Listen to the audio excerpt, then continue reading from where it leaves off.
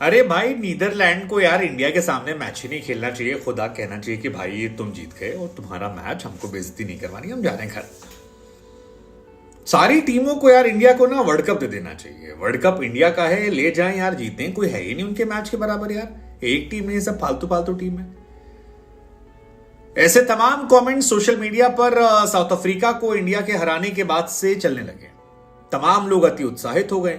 न सिर्फ आप जैसे फैंस, बल्कि हम जैसे स्पोर्ट्स एनालिस्ट या फिर एक्स क्रिकेटर्स, स्पोर्ट्स कमेंटेटर्स, तमाम लोग जो हैं वो इस वक्त अति उत्साहित हैं। लेकिन फिर मेरे जहन में यह ख्याल आया कि बाबू, 2011 का वर्ल्ड कप था, हमने 9 में से 7 मैच जीते थे। हम उस साल जीत गए थे, चैंपियन बने थे, लेकिन 2 हार हुई थी। लेकिन 2015 में हमने 8 में से 7 मैच जीते थे और हम टेबल टॉपर थे। लेकिन नतीजा क्या हुआ? अपने ग्रुप में फर्स्ट खत्म करने के बावजूद हम सेमीफाइनल में हार गए। 2019 आया, हम वहां पर भी 10 में से 7 मैच जीते, अपने ग्रुप के टेबल टॉपर थे, और उसके बाद जब अगले स्टेज में गए, फिर हमारी सेमीफाइनल में हार हो गई। इस बार हम एक मैच नहीं हारे। इस बार सारे खिलाड़ी एक ही साथ है, सारे टीम एक साथ है, हम टेबल टॉपर हैं। लेकिन इस बार गलती की गुंजाइश नहीं है। फूंक फूंक कर कदम, और ये फूंक फूंक के कदम इसलिए रखना है क्योंकि इंडिया ने बाबू अभी केवल सेमीफाइनल के लिए क्वालिफाई किया है। सेमीफाइनल जीतेंगे तब फाइनल के लिए क्वालिफाई, और टेबल टॉपर बनने के बाद भी हमें आईपीएल में की तरह एक्स्ट्रा मैच नहीं मिलेगा।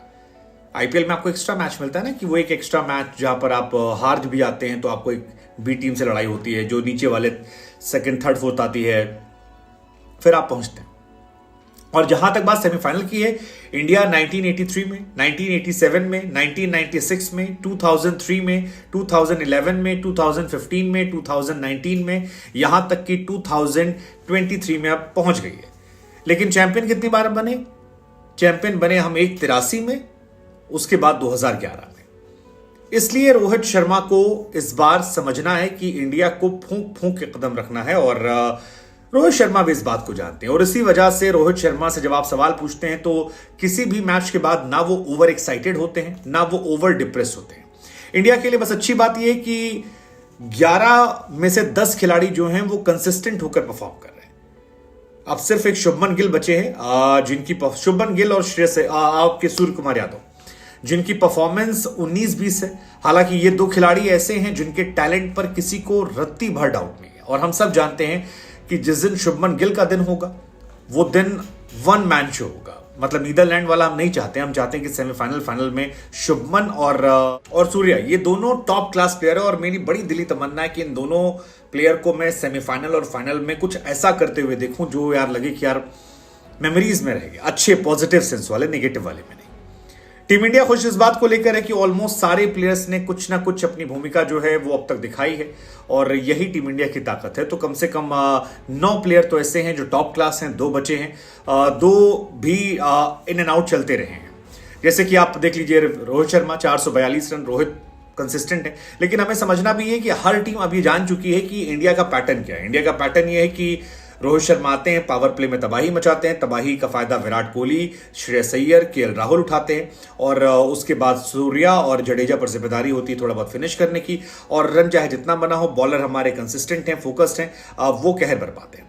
सो बॉलिंग डिपार्टमेंट में तो मुझे नहीं लगता कि बहुत ज्यादा इशू है, क्योंकि बॉलर आपके पास वैरायटी बहुत अच्छी है। अगर जसप्रीत बुमराह का दिन रहा, हालांकि बुमराह का तो रोज दिन है, बुमराह रन नहीं देते हैं, बुमराह प्रेशर बनाते हैं, सिराज विकेट निकालते हैं, सिराज फंस जाते हैं तो शामी आकर निकाल लेते हैं। शामी सिराज बुमराह तीनों अगर कहीं 19-20 हो रहा है, सो वहां पर जडेजा और कुलदीप की भूमिका जो है बढ़ जाती है। और overall as a bowling unit हम बहुत बहुत बहुत इंपैक्टफुल हैं, तो वहां पर कोई क्वेश्चन नहीं। और अच्छी बात है कि हमारे डगआउट में भी जो 2 बॉलर बैठे हैं वो इसी लेवल पे है।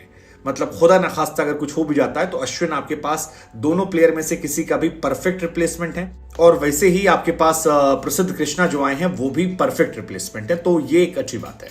फिलहाल रोहित शर्मा ने 442 रन, शुभमन गिल उनके आधे पे है 219 रन, और ये उनके कैलिबर को सूट नहीं करता। अनफॉर्चुनेट होते हैं, बहुत बेहतरीन गेंद पे बोल्ड हुए थे। कोहली ने लीड कर रखा 543 में, श्रेयस अय्यर अब अच्छा कर रहे हैं 293, जबरदस्त खेल रहे हैं। Rahul 245, Jadeja 14 wicket 111 run, Shami 16 wicket, Bumrah 15 wicket, Kuldeep 12 wicket, Siraj 10 wicket. तो everybody is playing their part, लेकिन फिर वही है कि इंडिया को संभलना पड़ेगा। और रोहित शर्मा ने कहा भी कि हम कोशिश कर रहे हैं कि हम ओवर कॉन्फिडेंस में ना जाएं। पिछले 2-3 मैचेस में अच्छा खेला है, बड़ी बड़ी टीमों को हराया है, लेकिन मेरे हिसाब से इंडिया के लिए अब सबसे बड़ा खतरा जो है वो है एक ऑस्ट्रेलिया, क्योंकि ऑस्ट्रेलिया में मिचेल मार्श और मैक्सवेल आएंगे तो एक अच्छी टीम हो जाते हैं, तो वो थोड़ा सा मेरे लिए खतरे वाली टीम है। एक वो टीम, न्यूजीलैंड को अभी भी मैं हाई रेट करता हूं। न्यूजीलैंड बॉलिंग में बहुत कमजोर है, लेकिन बैटिंग उनकी अच्छी है। मैं उनको एज अच्छी बैटिंग यूनिट देखता हूं कि वो अच्छे प्लेयर हैं। पाकिस्तान में फखर जमान को ही मैं हाई रेट करता हूं, जमान और शाहिद अफरीदी, बाकी तो मैनेजेबल है। कौन सी टीम आपको लगता है कि इंडिया को कड़ी टक्कर दे सकती है? साउथ अफ्रीका बैटिंग फर्स्ट अभी भी शायद कह सकते हैं आप, लेकिन रोहित कह रहे हैं कि इंग्लैंड के खिलाफ हम दबाव में थे, हमने कोशिश की कि इस मैच में ओवर कॉन्फिडेंस रहा जाए, संभला जाए, कोई गलती ना की जाए। लेट्स जस्ट फिंगर क्रॉस कि हम अनबीटेबल वर्ल्ड कप जीते इस बार।